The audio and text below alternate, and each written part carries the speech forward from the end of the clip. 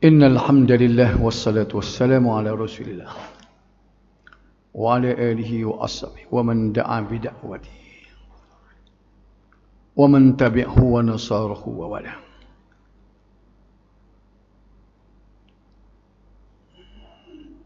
Rukhsah berbuka kepada orang tua dan orang sakit.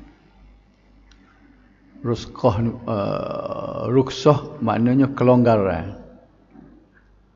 Kelonggaran berbuka maknanya beri kelonggaran untuk tidak puasa. Siapa dia? Dua golongan, orang tua dan orang sakit. So hadis malam ni dah. Sebab nak semaya ajak. Hadis 943.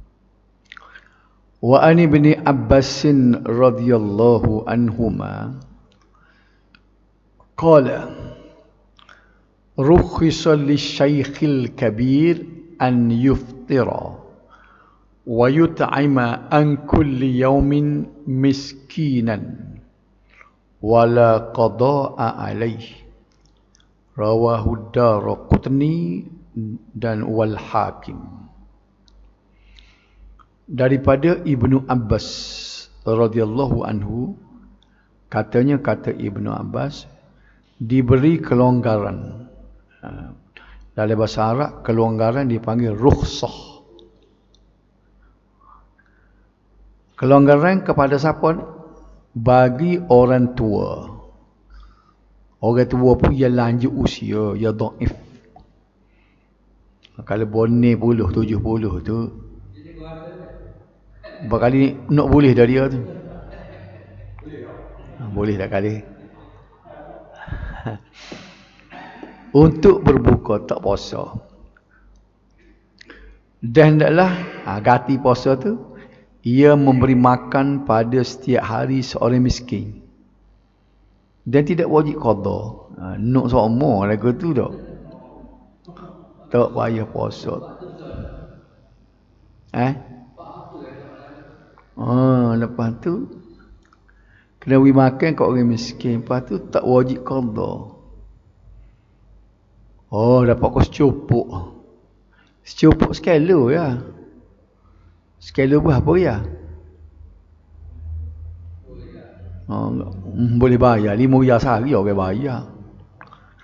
Kalulah tak payah pos. Tapi maksud dia orang tua yang dia dhaif benar tu. Piping dia jalan dia. Tak ada dah dengar fizikal dia nak makan, dia makan sahur tu nak nanti ke buka puasa. Dia pun taklah halu dia kira tua. Ni kita bunyi je tuanya 2 pinggir dah. Nak tahu nanti kelih karang cecah roti berapa butir. Soalan tadi nak tanya cikgu rasa boleh dah kau masuk golongan tu, nanti tengok roti dia berapa butir dia makan. Kalau dia tak nak kau sebelah roti tak habis tu boleh lah. Ni kalau 2 butir 3 butir tu tak boleh lagi lah. Itulah sebab orang tua ni dia kira makan tak lalu dah, pada tak ada tenaga. Jadi Islam kita dia beri bukan kecuali hukum, hukum tetap jalan tapi kelonggaran. Dalam hukum fiqh ni kena ingat dia panggil rukhsah. Semaya jamak khasah dia panggil rukhsah. Tayamum rukhsah. Gapo rukhsah tu kelonggaran. Beralih daripada hukum asal kepada hukum baru. Itu dia panggil rukhsah. Yang lebih ringan. Lebih ringan. Sebabnya bila keadaan sempit dalam agama kita, dia cari kemudahan. Kalau ingat dia melihat kelas hari Sabtu ni, kita duk masuk tajuk tu, qawaid fiqh. Al-masyaqqah tajlibut taisir. Al-masyaqqah ni keadaan kesempitan, kepayahan. Tajlibut taisir, dia akan membawa kepada jalan mudah. Kerana kipayah ni, bila payah dia cari jalan mudah, diberi rukhsah. Baik. ulasan dia. Hadis ini mengandungi keterangan tentang pengecualian kepada orang tua lagu mana ni? Yang tidak berkemampuan untuk berpuasa pada bulan Ramadan. Orang tua. Selagi orang sakit, doktor nasihat tak boleh puasa. Tahun akhir mula Tok Guru 2014. Dia kata, ya tahun banjir. Dia tak puasa straight. Sebulan tak puasa. Lepas tu dia tanya, Acik tanya dia tu, berapa secupuk lah ni harga ni layan. Dia kena bayar sebab dia tak boleh puasa sebulan. Hal ini bermakna orang tua yang tidak mampu berpuasa, maka gugurlah kewajipan berpuasa ke atasnya dan wajib memberi makan kepada orang miskin sebagai ganti puasa yang ditinggalkan tanpa perlu mengqada. Ada yang kena bayar fidyah, bayar secupuk tapi kena qada. Kita akan tengok depan ni beberapa kategori dah. Jelas molek bunyi kau ni tak? Mikrofon dengar. Dia ada beberapa kategori. Ada jenis qada saja. Ada jenis fidyah saja. Fidyah lah dia panggil, makan kat orang miskin. Adanya dua-dua sekali. Ingat dah? Orang yang tak puasa ada 3 jenis. Ada hak kena ganti puasa, tak bayar fidyah. Sebab orang sakit biasa tu kan. Okay. Dia yang kedua, ada yang kena qada, sambil qada kena bayar fidyah. Dan adanya tak payah qada, bayar fidyah saja. 3 jenis dah. Kita nak tengok sini. Ayat pertama yang turun tentang puasa Ramadan. Puasa Ramadan ni ayat 183 hingga 184. Surah Al-Baqarah yang mewajibkan berpuasa ke atas setiap muslim. Bila masuk bulan puasa bulan Ramadan ni, kita akan acak benar nak dengar. Ya ayyuhalladzina amanu kutiba alaikumusiyam. Mari dah siapa dia ceramah pun ayat ni lah dia bawa.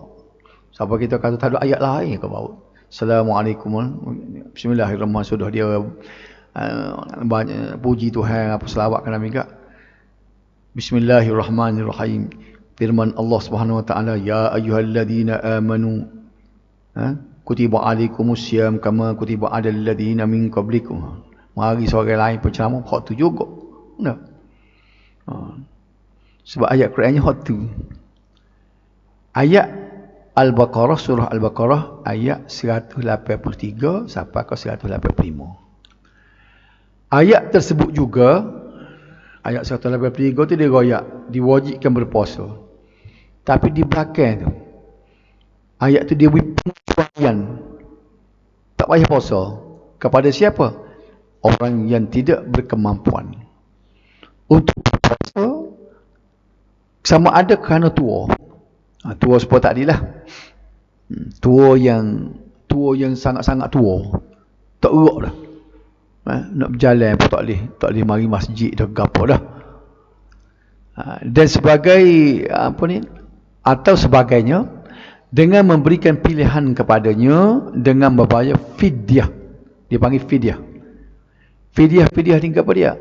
Beri makan kepada orang miskin dengan kadar secupuk. Okey, lagu mana? Sudah molek dah kita tak lama ni dah masuk bulan Rajab ke tak? Ini ayat dia, panjang sikit ni ayat 184 dan 185 ni, yang menceritakan kelonggaran, diberi pengecualian. Disebut lagu mana ni? Wa 'adal ladzina yutiqunahu fidyatun ta'amu miskin. Faman tatawwa'a khairan fahuwa khairul lah wa an tasumu khairul lakum in kuntum ta'lamun.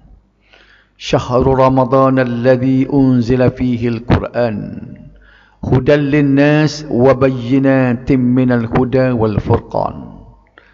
faman syahida minkumus syahra falyasum wa man kana maridan aw ala safarin fa iddatun min ayyamin ukhra yuridullahu bikumul yusra wa la yuridu bikumul usra wa litukmilul iddata wa litukabbirullaha ala ma hadakum wa la'allakum tashkurun. Dan wajib atas orang-orang yang tidak terdaya berpuasa kerana tua dan sebagainya. Wajib ke apa dia? Membayar fidyah. Gapo dia fidyah tu? Iaitu memberi makan orang miskin. Maka sesiapa yang dengan sukarela memberikan bayaran fidyah lebih dari yang ditentukan itu, maka itu adalah suatu kebaikan baginya. Dan walaupun demikian, berpuasa itu lebih baik bagi kamu daripada memberi fidyah kalau kamu mengetahui. Dia sebut sini ni, bila kita bagi fidyah, kalau nak lebih daripada secukup, lagi baik. Dan antara dua tu, kalau lah mampu, boleh bayar fidyah ni, diberi kelonggaran. Tapi kalau boleh puasa, baik puasa. Wa antasumu khairul lakum. Ni ayat ni, wa antasumu khairul lakum ni maknanya puasa lebih baik ni, walaupun dia buaya rukhsah tak puasa. Gapo dia? Ini ada sebut dah dulu. Cuba ingat balik. Ada dua benda perbezaan. Puasa orang musafir. Orang musafir dia boleh kalau dia tak si puasa, tapi tak bayar fidyah ni. Dia ganti. Baik. Kalau dia nak puasa pun boleh, dia tak si puasa pun boleh, dengan syarat ganti. Faham tu tak? Mari Kuala Lumpur naik kereta, ataupun mari mana-mana lah lebih daripada 2 marhalah, 90 kilo. Dia kata tak si puasa hari ni, boleh makan, tak ada masalah, tak berdosa. Sebab apa? Rukhsah dia panggil. Tuhan beri kelonggaran, syarak beri kelonggaran kepada orang musafir. Faham tak? Kalau dia nak puasa juga, boleh. Cuma diberi kelonggaran. Sekiranya dia pilih tak si puasa pun boleh. Antara dua-dua ni, ya Tuhan beri kelonggaran ni, hak mana lebih baik? Lebih baik puasa. Sebab wa antasumu khairul lakum. Puasa tu lebih baik bagi kamu. Faham sini tak? Ingat. Kita musafir dengan saing. Kita ni kalau, dia kata kita ni kalau tak puasa, boleh dah dia kata sebab kita musafir. Nak puasa kau? Tak si. Dia kata dia tak si puasa. Tak apalah demo. Muka syarat bui kelonggaran. Tapi lepas raya ni gantilah. Kawan tak si buka puasa, kawan nak puasa. Sebab apa?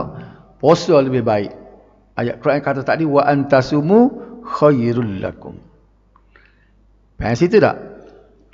Dalam bab musafir juga, Tuhan beri satu kelonggaran selagi, iaitu kelonggaran untuk jamuk qasar. Jamuk qasar, maksudnya sebagaimana tak payah puasa tu dia panggil kelonggaran rukhsah. Semaya jamuk qasar pun rukhsah. Tapi rukhsah ni lebih baik ambil daripada dak.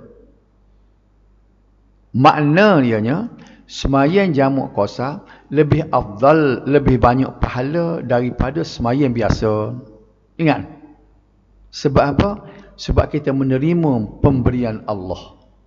Rukhsah ni makna sedekah. Nabi sebut hadhihi sadaqatun tasaddaqallahu biha alaikum.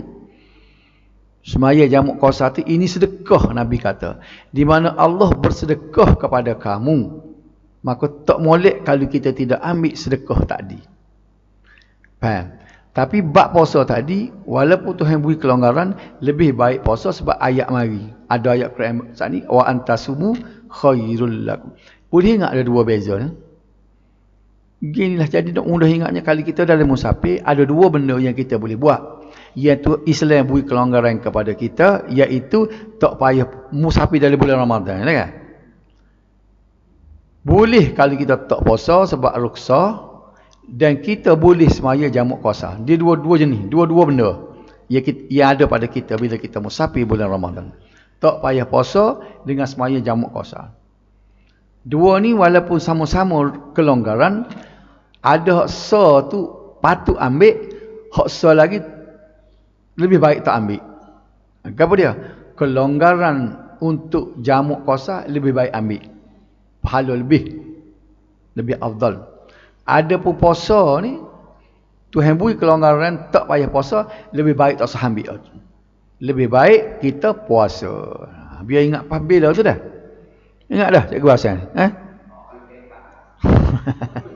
Kalau kita ingat orang, kena ingat semua lah. Dua benda berbeza dah. Okay. Ada nak tanya? Dan sebenarnya gini, asalnya setiap sedekah Tuhan beri lebih baik ambil. Tapi dalam hal ni sebab dia mari leteng di ayat ni. Wa antasumu khairul lakum. Puasa lebih baik bagi kamu. Tuhan juga kata.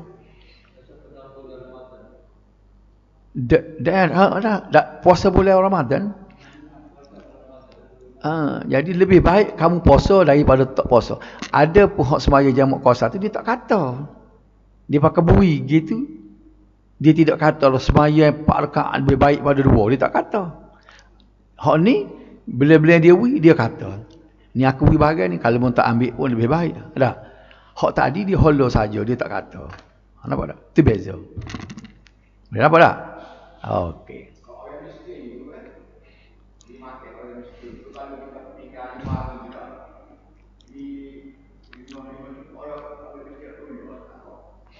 Hak tu sepatutnya kita akan bincang ni. Boleh ke tak kita beri ke orang lain dengan orang tolong? Ada belakang. Soalan dia tanya ni, kita nak buat lagu mana? Kita nak beri orang tolong ke beri orang lain-lain?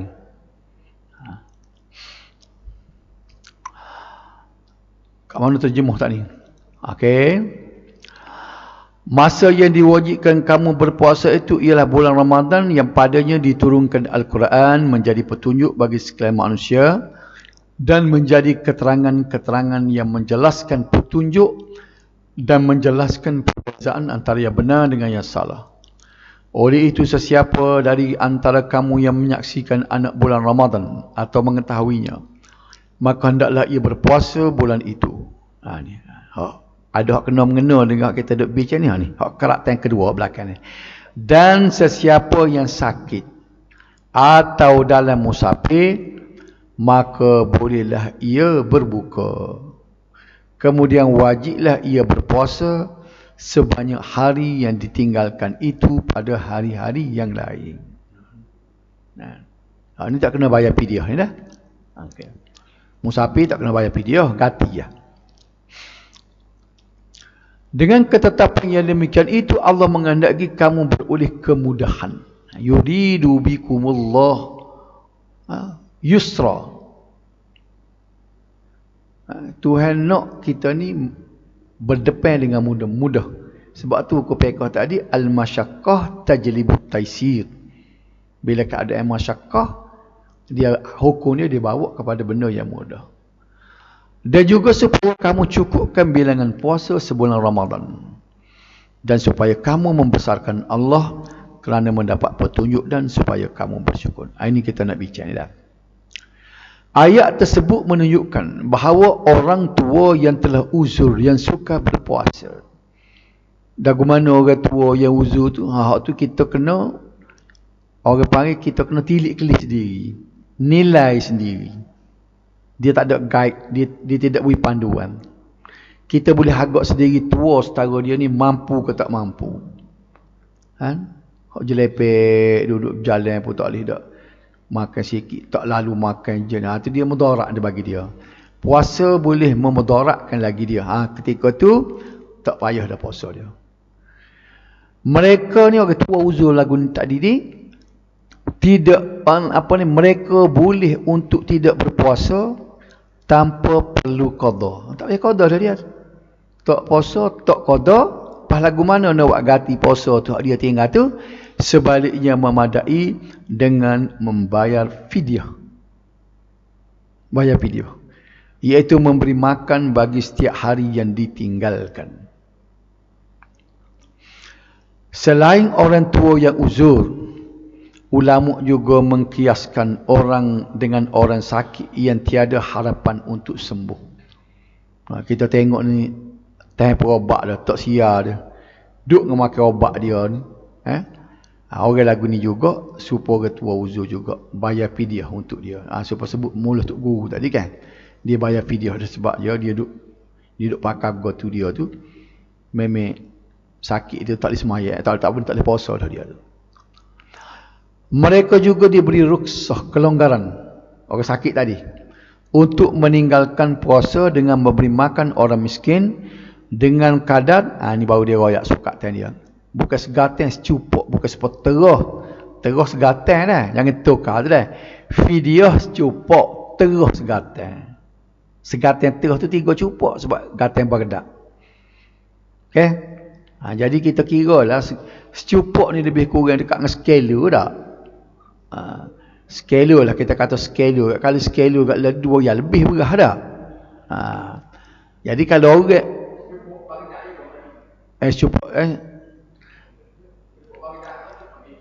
dia cupuk bergedak rasa supaya ni cuma dia 3 cupuk segatan dia. Dia tidak supaya kita. Ada karya ulama orang telah kira dah secupuk ni 0.9 kilo ke, ada dia tulis ni. Tu sukatan dia. Jadi kita kena kira kalau jatuh ke 2,5 lah kata tak. Maka tiap-tiap hari kita kena beri 2,5 lebih. Kena pera orang miskin. Kalau kita kira ke 2,5 tak cukup makan lah ni. Makan adik pagi pun tak cukup lah. Tapi dia sebut beri makan boleh lah tu. Mengikut kiraan metrik semasa, ya.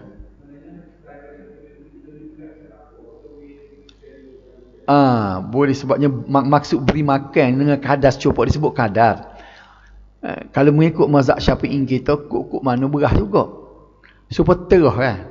Kita bayar terah dengan duit tu bukan mazhab Syafi'i tu, mazhab Hanafi. Jadi dari segi ni, kalau mengikut mazhab Syafi'i kena beri berah. Tapi kita kiyah dengan atas mazhab Hanafi sebab terah pun kita waktu beri duit dah. Terah pun kita keluar duit, maka fidyah pun kita keluar duit juga. Kalau kita tanya mazhab mana? Mazhab Hanafi. Apa boleh kau pakai mazhab Hanafi? Apa tak boleh lah. Orang kata tak boleh. Orang kata tak boleh. Dia muduk terah tu. Tak ada seorang habuk pun orang terah dengan berahlan. Dia tak kabar-kabar. Dia duduk sokat terah tu dengan mazhab Hanafi. Kalau orang kata lari sikit daripada mazhab Syafi'i, nak marah benar dia. Betul tak? Menunjukkan dia buat kerja dengan tak erti. Dia tak tahu pun. Dia elegit benar kalau bunyi tak boleh kita mazhab Syafi'i kan ni, apa nak pakai Hanafinya. Dia duk bayar terah tiap-tiap tahun dengan Hanafi. Kau mana? Dia seolah-olah kalau tubik mazhab Syafi'i ni macam tak sah ni pula. Mazhab mula-mula sekali mazhab apa? Hanafi. Nombor 2 Maliki. Imam Hanafi.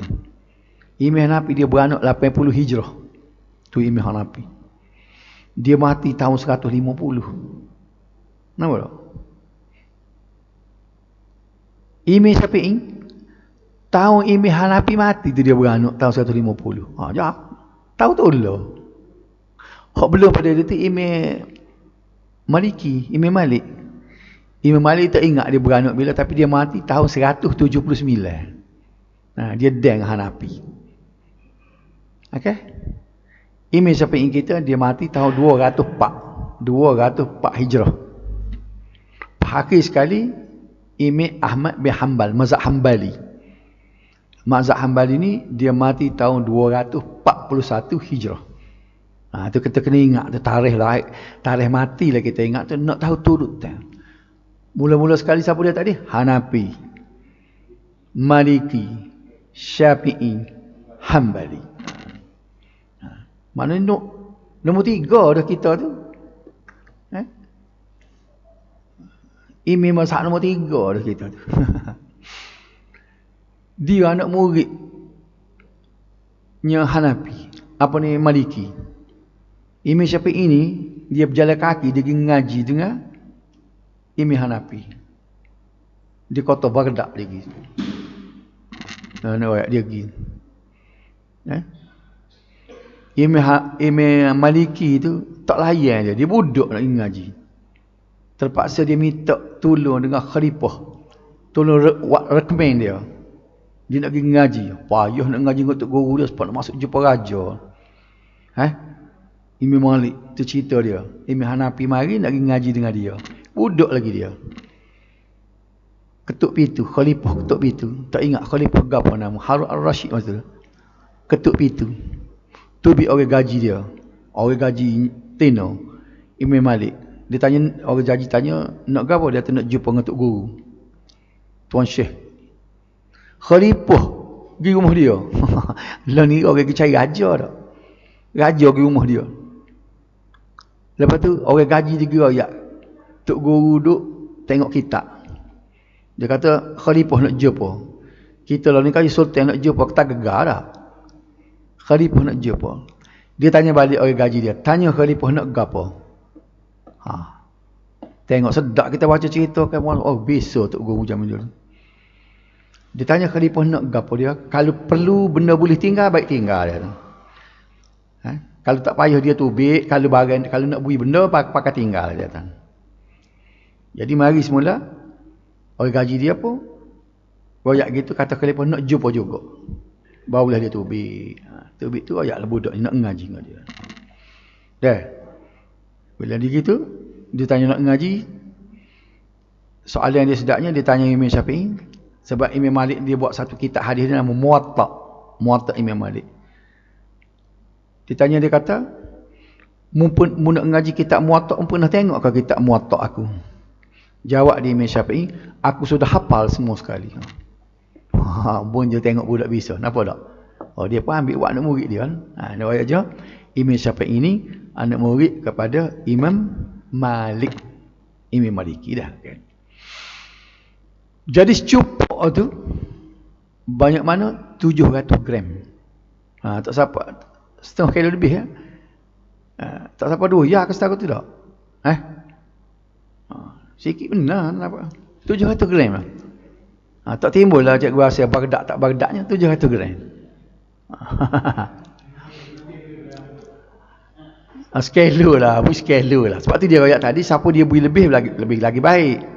Tapi kalau orang kedekut dia kira tengok tak cukup. Lebih buang sikit. 700 gram. Kita kadar kita beri pediah 700 gram.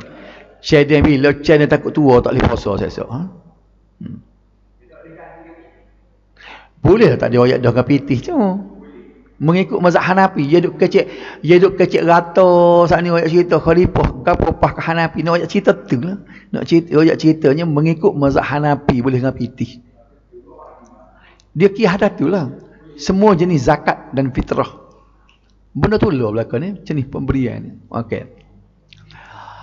Namun begitu adalah lebih afdal melebihkan bayaran tersebut berdasarkan firman Allah ni. Faman tatawwa'a khairan fahuwa khairul lah.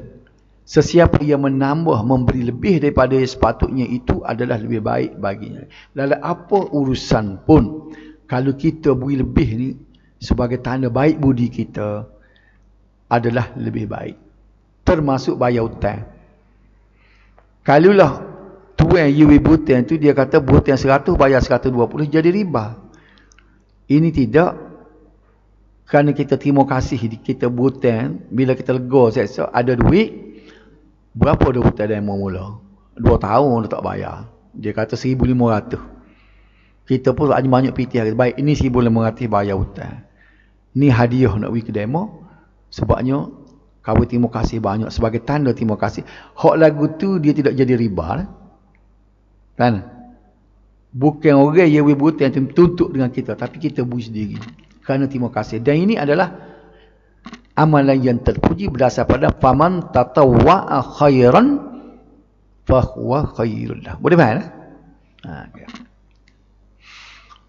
Hal ini bermakna sekiranya seseorang itu meninggalkan puasa selama 30 hari, sebulan kan, maka dia perlu memberi makan seorang miskin. Dengar, selama 30 hari sebanyak secupak sehari. Sekiranya, perhati balik dah, dia memberi makan 30 orang miskin selama 1 hari. Sama betul lah.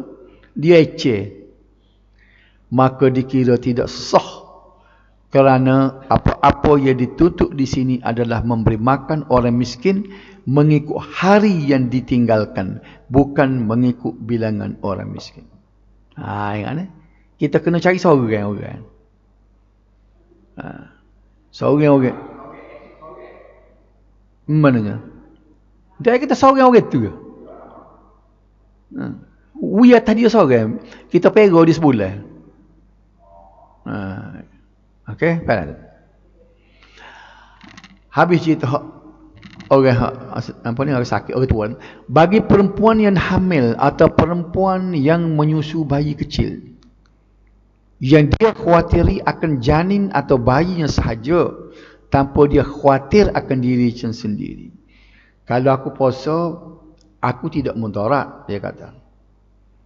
Tapi kandungan aku boleh jadi mudarat, ataupun anak yang menyusu dengan aku ni terjejas kandungan susu, maka dia dibenarkan untuk tidak berpuasa. Lalu dia meninggalkan puasa, maka diharuskan meninggal puasa, tetapi wajib ke atasnya qada dan membayar fidyah setiap hari yang ditinggalkan. Kena dua-dua, qada dan bayar fidyah. Ingat tak lagu mana tadi? Orang perempuan sama ada dia menyusu ataupun dia mengandung, tetapi dia bimbang kandungan ataupun anak yang menyusu sahaja, sedangkan diri dia tidak terjejas, dia boleh tak puasa, tetapi kena ganti dan bayar fidyah dua-dua. Ini kita nak berikut adalah golongan yang tidak wajib berpuasa pada bulan Ramadan. Ada tiga jenis. Sebagai kesimpulan nak suruh mudah faham.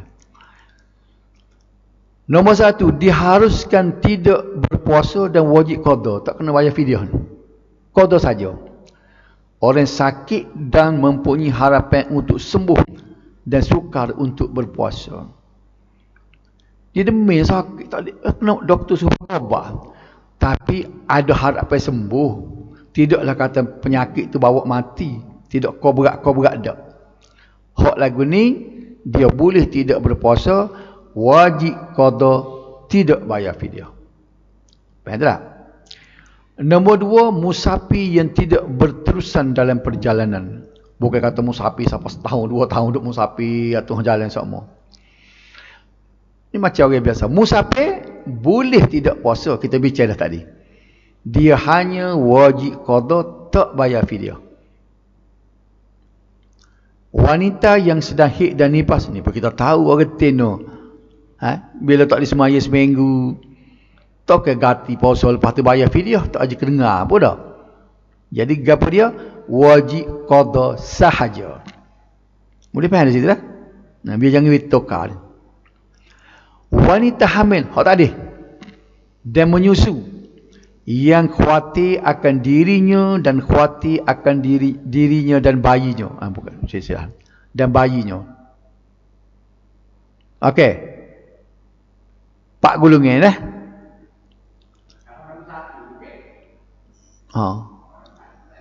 Ke mana? Orang sakit.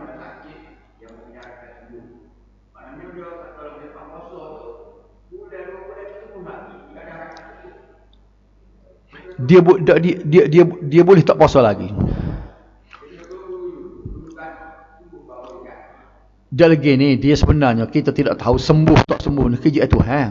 Tetapi dengan anggaran perkiraan kita. Tuhan beri kita buat jadi hakim ketika tu. Supaya tua tak adil lah kita nak nilai dia ni boleh dah kau tak puasa. Tak ada benda kita nak sukat melalui ijtihad kita, pandangan kita. Boleh siap kau dak nyakit ni. Apa dah cerita? Okey. Tu habis dah. Gapo dia ni? Golongan-golongan yang boleh tak puasa hanya ganti saja. Ini yang kedua ni. Harus tidak berpuasa, wajib qada dan wajib bayar fidyah. Okey? Lagu mana? Wanita hamil yang bimbang akan janinnya. Dia boleh tak puasa tapi diri dia tak apa, tak terjejah. Wanita yang menyusu yang bimbang akan bayinya, dia tidak bimbang ke dia. Yang tadi dia bimbang kepada dia bimbang ke diri dia. Hak lagu tu dia hanya qada saja, tak kena bayar fidyah. Boleh beza tak? Ni orang getin berlaku dua orang ni. Dia mengandung katakanlah. Bila dia puasa dia bimbang takut terjejas kandungannya. Diri dia tak terjejah. Dia boleh tak puasa tapi dia kena bayar fidyah. Dia menyusu anak. Bila dia puasa dia bimbang takut air susu terjejas tapi diri dia tak terjejas, maka dia wajib ganti dan bayar fidyah. Tapi hak tadi nombor satu tadi, dia bimbang ke anak dalam masa yang sama dia bimbang ke dia. Dia bimbang kepada kandungan dalam masa yang sama dia bimbang ke dia. Dua-dua terjejas. Maka orang ni wajib qada saja, tak payah bayar fidyah. Pas nak tahu jejah tak jejah, kita sendirilah. Ikhlas kita. Tanya doktor gapo kita dengan Tuhan. Betul tak? Orang lain tak tahu ni. Macam orang tin ni. Aku nak duduk nombor 1 ke nombor 2? Dia ngandung tak ni. Doktor kata awak tak usah puasa lah, nanti terjejah kandungan. Saya lagi mana? Awak tak apa, kena bayar fidyah lagi ni. Tapi dia kata kalaulah awak ni ngandung, kalau awak puasa kandungan pun terjejah, awak pun terjejah, ganti saja tak payah fidyah. Boleh faham? Boleh faham kau ni? Biar ingat apabila boleh royak kat orang lah. Nak royak mana beke? Orang rumah pecing ni. Okay. Boleh beza dua sana ni? Okay. Ni habis dah. 2 gulung ni. Nak habis masa. Dan kan ni. Nombor 3, diharuskan tidak berpuasa dan tanpa wajib qada dan hanya bayar fidyah. Ni. Jenis hak ni boleh tak puasa, tapi puasa tak payah qada, hanya bayar fidyah saja. 3 jenis. Lagu mana? Nombor 1, orang tua yang telah lanjut usia yang tidak mampu berpuasa. Orang tua tadi macam ni kita bincang mula-mula tadi hadis ni. Ya dah. Tak payah nak qada guanunya dia tua, tak ada musim dah nak segarnya dia dah. Setiap tahun katalah duk main tua gitu tak mati-mati sampai 18 tahun nak bayar fidyah.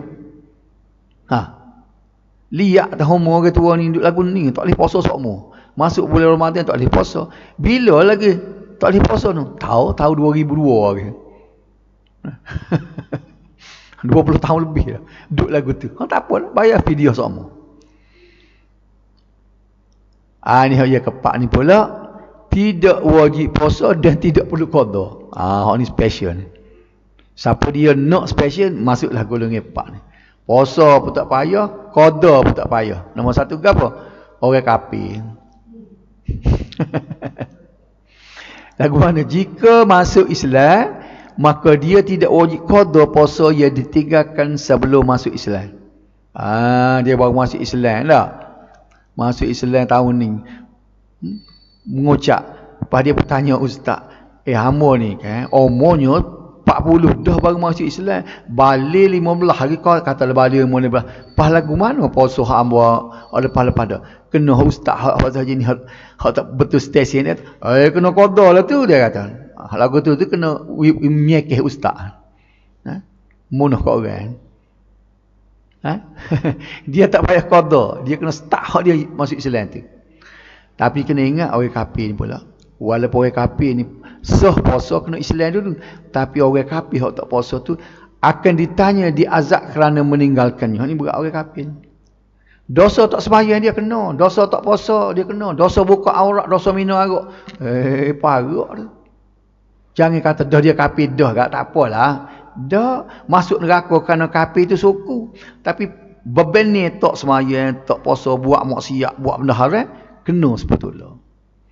Kenapa tak? Nombor dua, hak tak payah puasa, tak payah qada, tak payah bayar fidyah juga, ialah kanak-kanak sebelum balik. Puasa mereka sah namun tidak wajib ke atasnya. Kalau puasa dia sah, pahala ke mana? Puasa sah, tapi dia tak wajib. Gimana pahala dia? Gimana? Boleh ke ibu bapa tu kerana ibu bapa tu mentarbiahkan dia. Tapi hak dia sendiri, dia nanti terima seksa. Dicatat pahalanya, tapi tidak dibukukan lagi. Tak masuk sistem lagi. Bila dia tu sudah balik, dengan dia pun transfer ciu masuk dalam akaun dia. Nampak tak? Tidak, sebab tu kita kena didik budak-budak ni. Ipung pahala dia awal-awal lagi. Sebab sah. Puasa dia sah. Nak gimana sah dia? Duduk dalam akaun dia lah. Cuma dia tak boleh tengok lagi. Akaun kita kira akaun pemegang amanah. Betul tak? Tanah ada beberapa luk tu tak boleh nama dia lagi. Ada penjaga, ada pemegang amanah. Siapa tanya dia cukup umum macam tanah lah ni. Undang-undang tanah ni 18 tahun. Tapi kalau kita bimbel takut tanah tu boleh kawin, kita boleh bui nama anak tapi dengan syarat pemegang amanah. Boleh faham tak? Pemegang amanah. Bila dia cukup umur, kita pergi di jabat tanah, kata kita nak membatal pemegang amanah. Holo boleh 14A, mudah.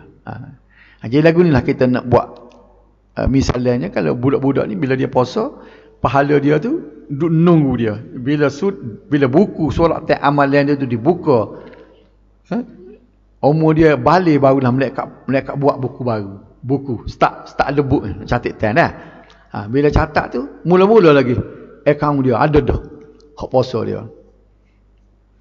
Dosa tak masuk. Ni bagus kan dekat. Dosa dia tak masuk. Budak-budak tu kan dia buat dosa. Dia tak balik tak masuk, dia masuk pahala saja. Ni nak ayat murahnya Tuhan. Ni nak baiknya Tuhan. Hak molek dia kira. Hak tak molek dia tak kira, tak masuk akaun. Tu dua golongan. Nombor tiga. Tak ada dua tu je. Ada orang gila dan tidak waras. Siapa dia tak si puasa, tak si qada, tak si bayar fidyah, jadi nombor tiga. Merdeka. Orang nombor tiga ni tak bayar puasa, tak wajib qada, pada tak bayar fidyah. Puasanya walaupun tidak sedar serta tidak wajib membayar fidyah. Okey.